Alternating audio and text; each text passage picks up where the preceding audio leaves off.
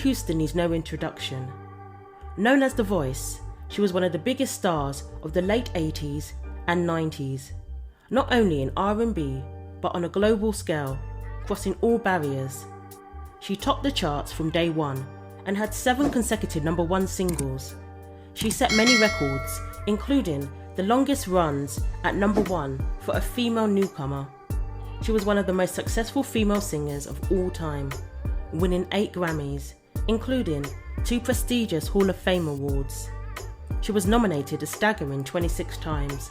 She also sold out stadiums and earned up to $30 million per tour.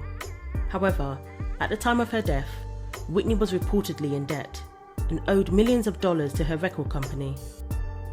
Whitney Elizabeth Houston was born in Newark, New Jersey on August 9th, 1963. She was the daughter of legendary gospel singer Cissy Houston, and her cousin was the renowned singer and songwriter Dionne Warwick.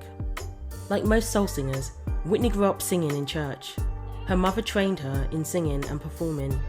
Soon, Whitney would begin performing outside of church.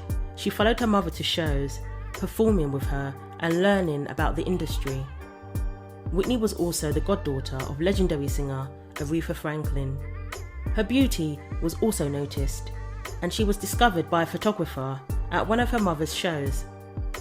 She did some modelling for a couple of years and ended up being the first black woman to appear on the cover of 17 magazine. She never stopped pursuing music though, and ended up getting signed. A rep at Arista Records saw Whitney performing with her mother and convinced Clive Davis, head of Arista, to watch her perform. Clive offered her a deal on the spot. Whitney chose to go with Arista, despite having other record companies interested in her. She was first introduced to the world by Clive on the Merv Griffin Show. Whitney performed Home, a song from the Wiz musical. She was shy and full of raw talent. She would soon go on to become a superstar.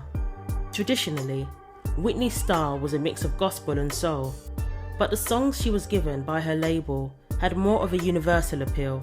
She was expected to go down the pop route, giving her commercial success and not simply being put into the box of soul music. As a result, she became somewhat isolated from many within the black community. She went through rejection as an artist, and this would affect her for many years to come. Whitney was booed at the 1989 Soul Train Awards, despite her success and worldwide appeal.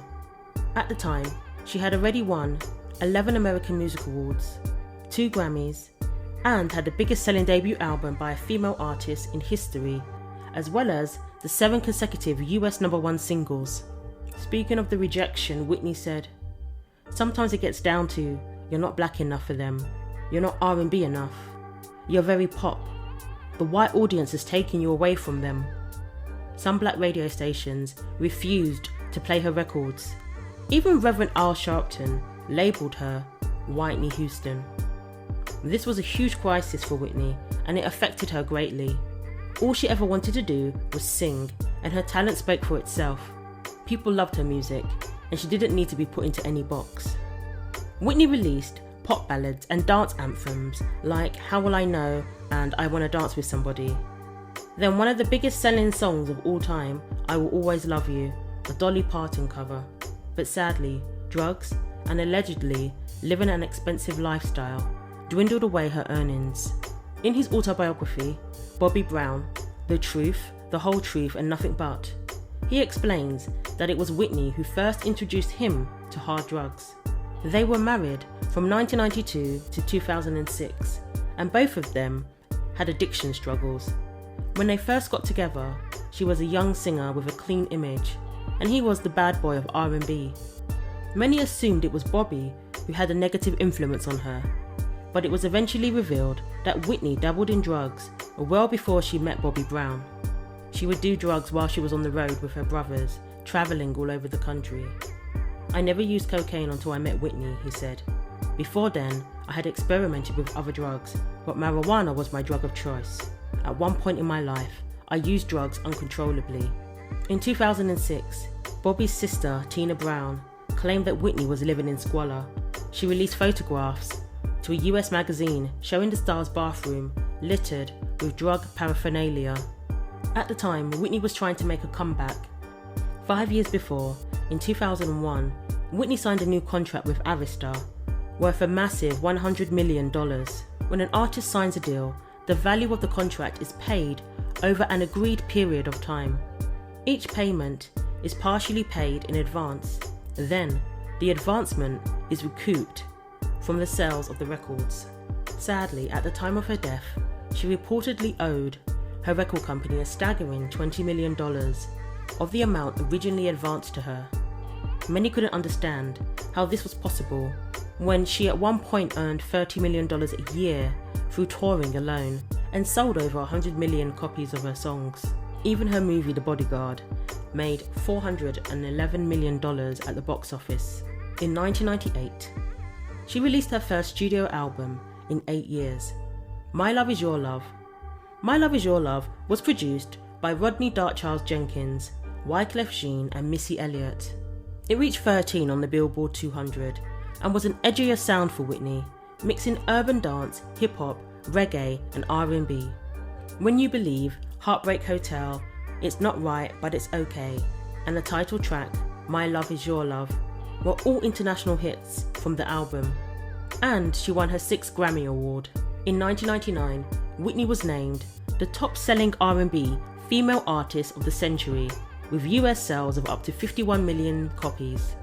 Plus, The Bodyguard soundtrack was named the biggest selling soundtrack of all time, beating Titanic and Dirty Dancing. The 2000 release of her greatest hits, along with remixes of some of the most classic songs, did well, reaching 5 on Billboard and number 1 in the UK album charts, and top 10 in many countries all over the world. It went 3 times platinum, selling over 10 million copies. After the early 2000s, Whitney's career began to suffer and her voice seemed to no longer be what it once was. She cancelled shows, occasionally citing illnesses such as bronchitis. When she and Bobby finally divorced, many thought her life would turn around as people believed he was the cause of her issues. In 2009, she did have another number 1 selling album, I Look to You. It became the first number 1 album since The Bodyguard and Whitney's first studio album. The album's first 2 singles were I Look to You and $1 Million Bill, which was written by Alicia Keys. While appearing as a guest on the UK X Factor, Whitney performed $1 Million Bill. She had a little wardrobe malfunction where her strap broke. Whitney joked that she sang herself out of her dress. Unfortunately, the performance wasn't well received and the British media labelled it weird, but Whitney got her first UK top 5 hit in over a decade. I Look to You went platinum too, selling over 1 million copies in the United States. In 2010, Whitney started the Nothing But Love tour, but it got bad reviews and fans began to really notice that her voice had declined. Whitney Houston's opening concert in her long-awaited Australian tour fell flat last night. Fans at the Brisbane Entertainment Centre walked out on her performance in disgust after she struggled to make it through her songs. After a 20-year absence, fans couldn't wait to see Whitney back in Australia, but after just a few songs, was about to lose my breath. Many couldn't wait to leave. She shouldn't have turned up. No, sorry we're having to leave Big early. waste of money, it was dreadful. They complained that the diva appeared to be miming during her opening numbers, took long breaks to towel herself down, and could no longer hit the high notes that once took her to the top of the charts. The following year, she went to rehab for drug and alcohol problems. A few months after being released from rehab, she started filming for the movie Sparkle. It is believed by colleagues that showing up for filming every day, rehearsing, learning her lines, all helped to keep Whitney focused. In a 2018 documentary, Whitney, it was said that the movie saved her and brought back her zest for life. It was filmed over a 2-month period in 2011. Just 3 months after the filming came to an end, Whitney would be found unresponsive in a hotel room bathtub. Drugs were found in her system and cited as one of the main causes of her death. Tragically, no longer having the routine of filming and the support of colleagues daily may have caused her to turn back to drugs. it was also reported that in her latter years she had serious financial difficulties. Her Atlanta home had been repossessed and her New Jersey home was very close to foreclosure. Though she died in debt, Whitney's estate is thriving today. Within 9 months of her death, the estate earned a massive $40 million. There was a huge spike in album and single sales in the months after her death. Sparkle also came out and was dedicated to her. She executive produced the movie as well as starring in it. Her debt was cleared and $20 million was set aside for her daughter. Those who manage Whitney's estate have agreed to various ventures over the years, including documentaries about the singer and even a hologram tour. These are Whitney Houston fans singing along with someone, something completely new. Whitney Houston died at just 48 in 2012, a career cut short after years of addiction and health problems, shocking many who hoped that one day this powerful voice of pop would be back on stage in all her glory. Now, in a quirk of innovation, many have a chance to celebrate her once more. Introducing Whitney Houston, the hologram.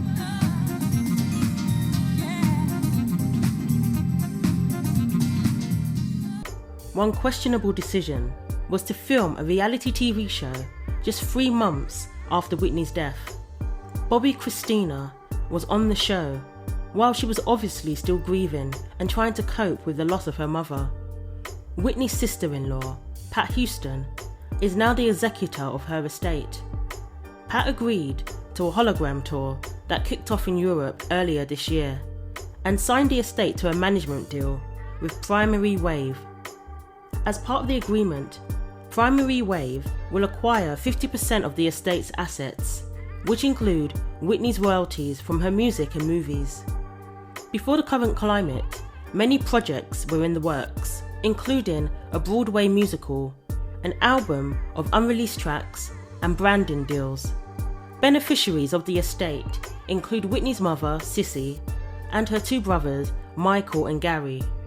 So the net worth of Whitney's estate, 2020, is reportedly $21 million, and it continues to rise with the estate acquiring various projects. What are your thoughts on the hologram tour and the reality show just 3 months after Whitney's death? Do you think the estate is being handled well and honouring her memory? Thanks for watching. Share your thoughts below, like and subscribe for weekly videos, and don't forget to click the bell for more.